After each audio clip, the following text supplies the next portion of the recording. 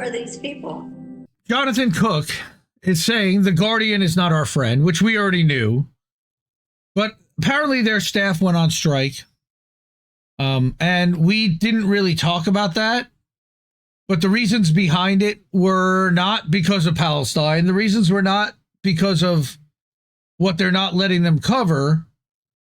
All right. It's either Guardian journalists don't care about police accruing powers to jail journalists for doing journalism, or they have no real control over the material that the paper publishes.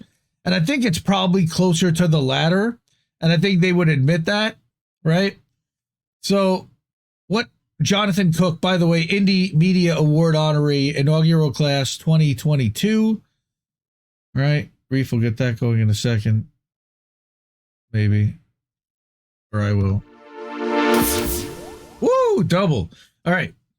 Guardian Journal. Trying to fix me being in space. Apparently I was in space. You were. Guardian journalists. So I was fixing that. Guardian journalists have probably the strongest chapel of the main journalist union in Britain. Strong enough that they were able to organize a strike this past week over the sale of Guardian's sister Sunday paper, The Observer, to Tortoise Media. So what does this mean? And yet the Guardian chapel of the National Union of Journalists has not gone on strike over the recent raid by counterterrorism police on a fellow journalist, Asa Winstanley, with threats to lock him up for 14 years for writing against the genocide in Gaza. We've covered that pretty extensively a couple times. Maybe in our current era, that's too much to expect. But the same chapel has not even issued a statement condemning the hounding of Winstanley and other journalists under counterterrorism laws in what amounts to a massive assault by the British state on press freedom. This is something that we've been covering extensively for a while now. You know, the fact that authoritarianism is really kicking in Britain, in London. Keir Starmer being prime minister, they thought might help things. It has only ramped things up. I think that was the plan for what was going to happen under a Harris administration. And in ways, I'm glad we avoided that. I'm not really glad for what's going to come, but I'm certainly glad that those people were not able to get the levers of power in their hands. And that's what I said for months. Like, I wanted everyone to lose, but somebody had to win. And either way, we were going to be screwed. But, round and round. yeah. She couldn't win, man. We couldn't reward that. So I'm glad that and as a woman, there's a balance to be struck between being tough and being a bitch.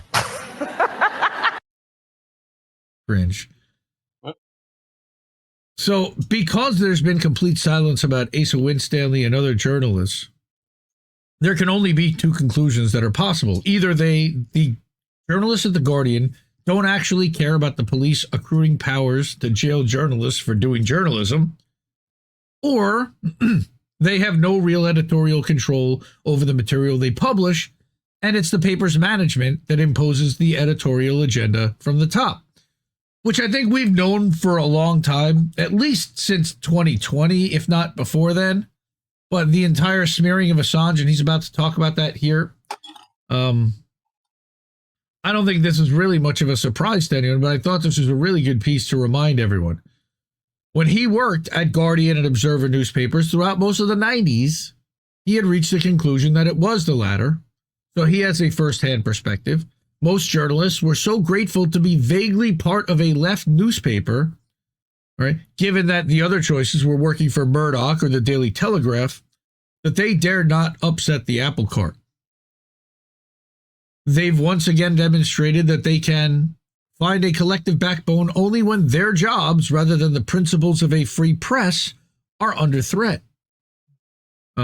It's not as though we haven't been here before.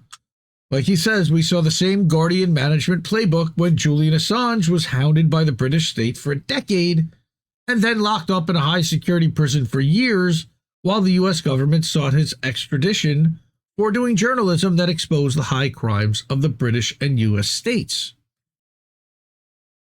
You know, a lot of people like to share Guardian articles, and it's conflicting. I know, because sometimes it's really good stuff, and I put them in the category of, you know, when people turn around about certain journalists and say, yeah, well, they do good work. You know, they're this, but they do good work. If there's a but, I tend to want to dismiss them more often than not. And I think that there's one name specifically in my mind that popped in because we actually talked about him today in one of the Discord servers that I'm in. All right, but and he's exactly the kind of person that he does great journalism, but he's a complete asshole who begs for money all the time. And I think everyone knows who that is. We're not going to say his name.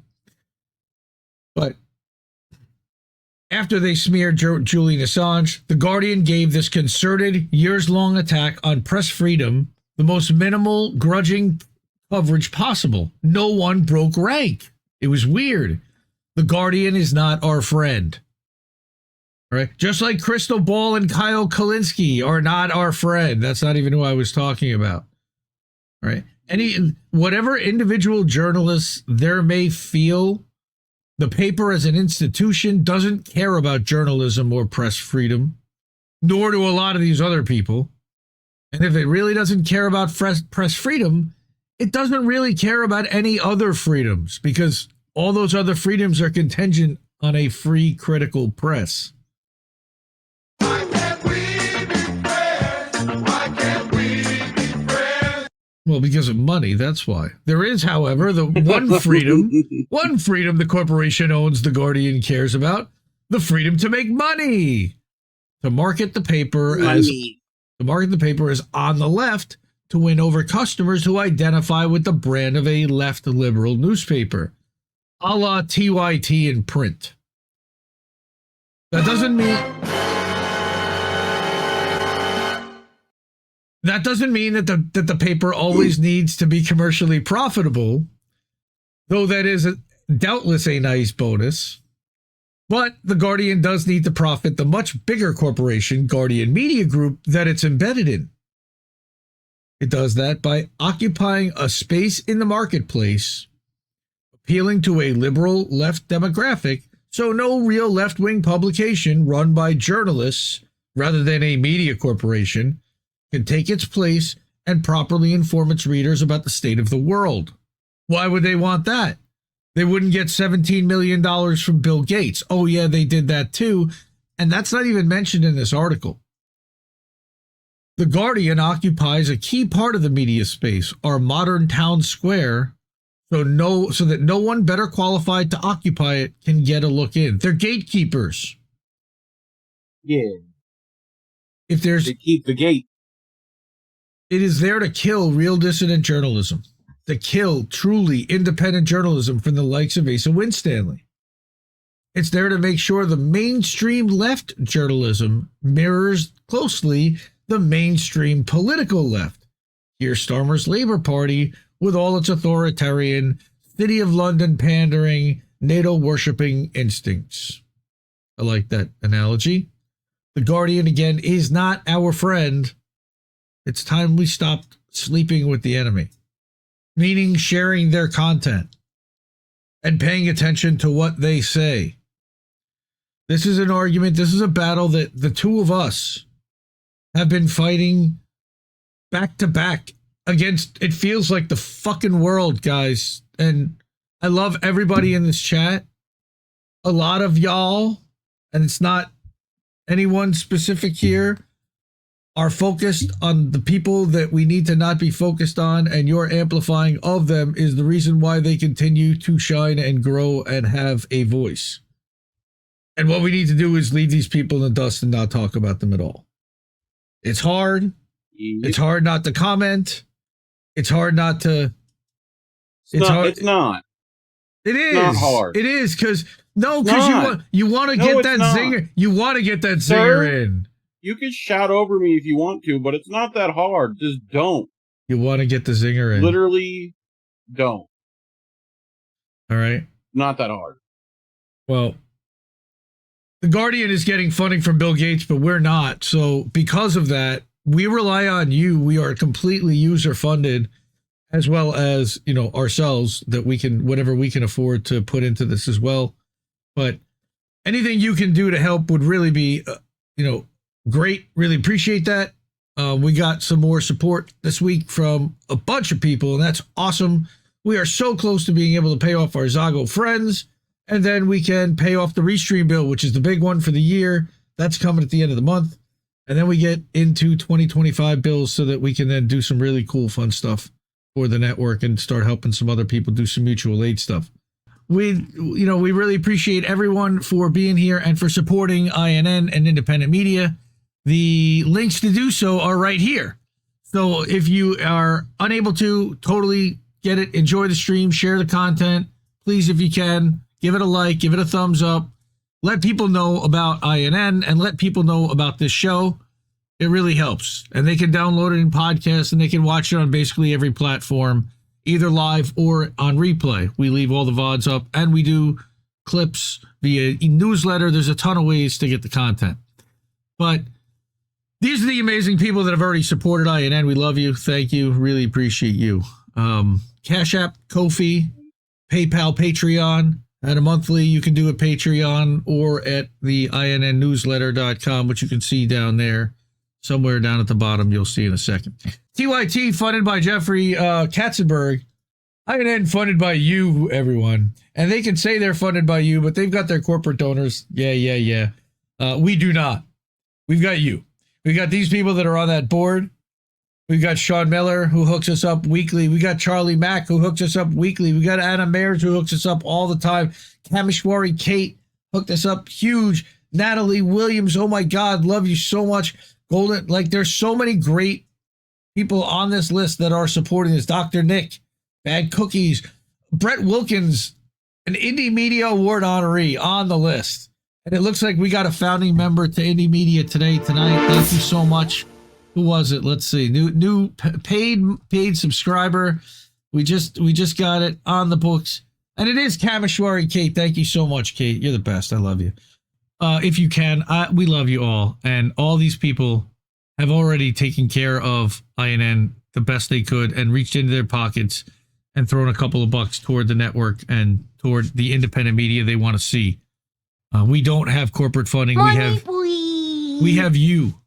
The easiest ways to do that are with Cash App, Ko-fi, PayPal, and Patreon.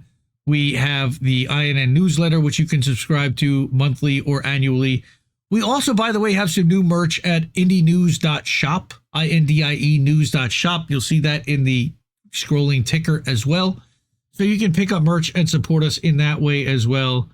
Hannah, I know, ordered a couple tank tops. Cookie said that he ordered a beanie, which I can't wait for him to run around with an INN beanie. Because God forbid anybody else had a narrative that's different from theirs. It's a real problem. So therefore, please support INN, support independent media, support the people that are countering that narrative. Because it's everywhere, man. Thank you to everyone, really, for supporting independent media. We show this link one more time, this page one more time with the links. Cash App, Ko-fi, PayPal, Patreon, if you're able to. Also, INNnewsletter.com, you see there, and at the merch at indienews.shop, where you can pick up t-shirts and tank tops and beanies and all of your merch Christmassy needs. And if there's something that you want to see that I haven't made, that we haven't made merch-wise, I'm willing to do that too. Just tell me what you want to see and I can make it. Support independent media because we need it more than... There you go. What? Oh, my thing, right. Support independent media. We need it more than ever. I love you all, and I really appreciate all of you.